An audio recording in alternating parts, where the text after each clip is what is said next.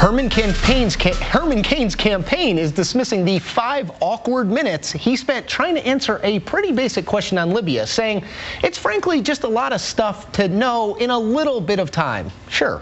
Something the candidate did repeat at Lambeau Field last night. Nothing happened. I mean, they asked me a question about Libya, and I paused so I could gather my thoughts.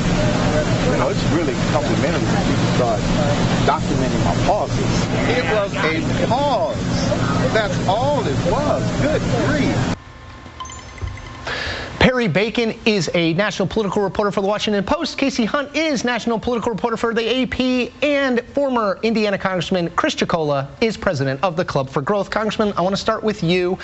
Do you buy Herman Cain's argument that this was simply a pregnant pause, or did he not know his position or President Obama's position on Libya? Well, either way, he has to have a little bit of a more convincing response. I mean, all of these candidates are going through the spotlight of anybody but Romney candidate for the moment. Which ones will survive? You know, we're learning right now. So Cain is, I think, struggling. I think he is not surviving the glare of the spotlight right now. Looks like it may be turning to Newt Gingrich. We'll see how he does. But, you know, they've all had their turn. They all haven't been able to sustain that position. Let me just quickly follow up. What happened with Rick Perry in the debate last week, where he struggled to name a federal agency he would eliminate, this moment with Herman Cain, does it reflect badly on the Republican Party more broadly? You know, I don't know that it matters. I think that ultimately whoever the nominee is going to, the conservatives and Republicans are going to coalesce. I think their greatest asset is they're not Obama, and I think people are almost ready to just get on with it. So I don't think that certainly the conservatives and Republicans haven't decided who they want. We can see that through the polling and the lack of focus. But, you know, at the end, they're going to coalesce around whoever it is, and we'll get on with it. Casey, I want to, NBC's Andrew Rafferty asked, he was at Lambeau Field. Cain, of course, because Wisconsin's such an important early primary state, not. Cain was there last night. Andrew Rafferty asked him about the Libya comments. Here's what he said, and let's come back and we'll talk about it. Mr. Cain, do you think the Libya comments reinforce the idea that you don't have a thorough understanding of foreign policy? 999. Oh, please. Oh, I want pictures. So last night, Andrew Rafferty tweeted that out, and then he had to tweet out again, I'm not kidding, that's what he actually said, which is usually not a good sign.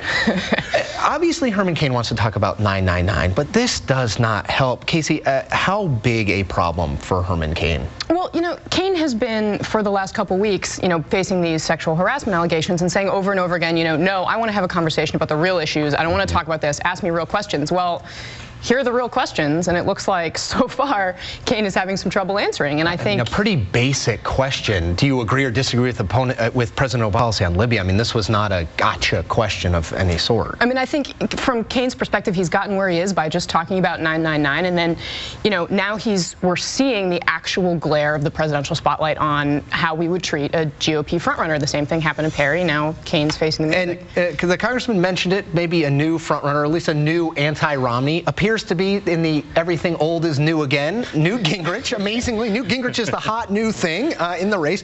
We talked about it earlier in the show, Perry. CNN poll in October, Gingrich at 8. CNN poll November, Gingrich at 22.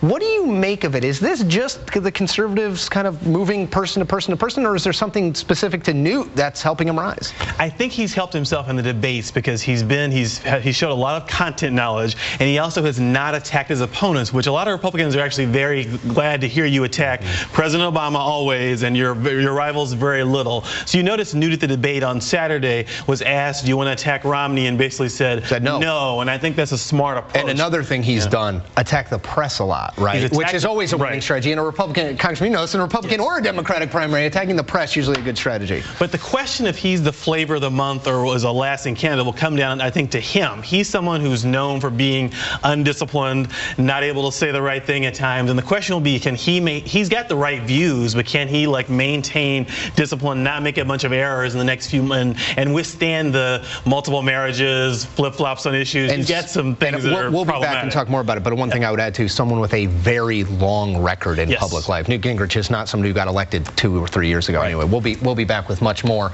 But first, it's trivia time, and this one came direct from last night's Politics and Pints Trivia Night every second Monday at Cap Lounge. Yes, that was a quick plug. We asked which early primary state has a record of picking the Republican presidential nominee in every race since 1980.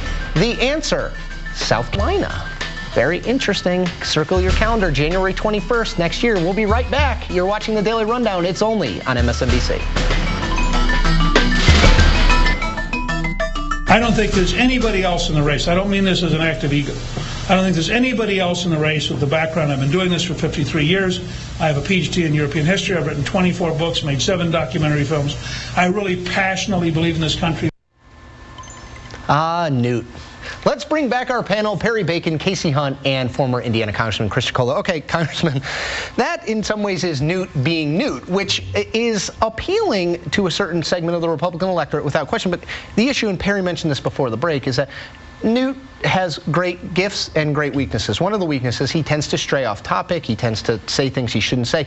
Does he have the discipline to stay in this top tier of candidates that his personality has vaulted him into? Well, if history is any guide, probably no. You know, we write white papers on these presidential candidates. If we did a comprehensive one on Newt Gingrich, it'd be 87,000 pages long. You know, and when who wouldn't want to read that? Well, when the glare comes to him, you know, people were reminded he supported cap and trade, he supported individual mandate, he supported prescription Medicare Part D, and so he's been in many places in his career, over 53 years. Now, he believes in limited government, but he believes you have to have a smart government, and he wants to be the smart guy to determine what's smart government. So, and he'll tell you that. Smart got him to where he is because of his performance in the debates. We'll see if Smart can keep him where he is. That will yet to be determined. Okay, so you've been traveling around the country, Iowa, New Hampshire. What do people say to you and tell you about that they like about Newt? Well, one of the things they do like very much is the fact that he does talk very coherently about policy. He comes across as very smart. They know him. They know he's been successful in the past. They're comfortable with him in some ways. But I think, you know, this particular race so far has really played to his strengths, in that, you know, the only time that most people have had a chance to see the candidates has been on a debate stage. Right. I mean, the very national campaign. Right, and so that's a perfect platform for Gingrich. And to that point, Perry, does he have, I ask everybody who's on this, does he have a real organization in Iowa? Does he have a real organization in New Hampshire? Or is it just kind of Newt out there with a few aides and not much beneath it? In Iowa right now, he does have a pretty small organization. South Carolina, he's staffing up pretty heavily there. I think he's better, stronger there. In some ways, though, who does, I guess, might be the response. That's a good point. Is that Mitt Romney does and the rest of them really don't. So it's not clear to me that that's going to necessarily be a huge barrier to him. Shameless plugs, Congressman Chocola. Truly shameless. If people want to learn about true champions of economic freedom, go to our website, clubforgrowth.org. I like it. The more shameless, the better. Casey. Shout out to my cousin Jenna Berube, who is on the Bishop O'Connell varsity tennis team as a sophomore and is playing number 2 and really doing well. Wow, I like it. I'll go in the Congressman's direction and recommend a story on our website at the Washington Post about Mitt Romney. Now he's trying to take every attack Obama staff lodges at him and say, this shows that I'm the nominee and I'm really smart. I'm a great candidate. Democrats are attacking. Absolutely. Right, exactly. A good piece. I want to shamelessly plug the guy we had on earlier, Eli Saslow, Perry and I's colleague. A great book. Check out his book about the letters that people send to President Obama and what he does with them. And that, folks, is it for this edition of the Daily Rundown. Tomorrow on the show, we are going through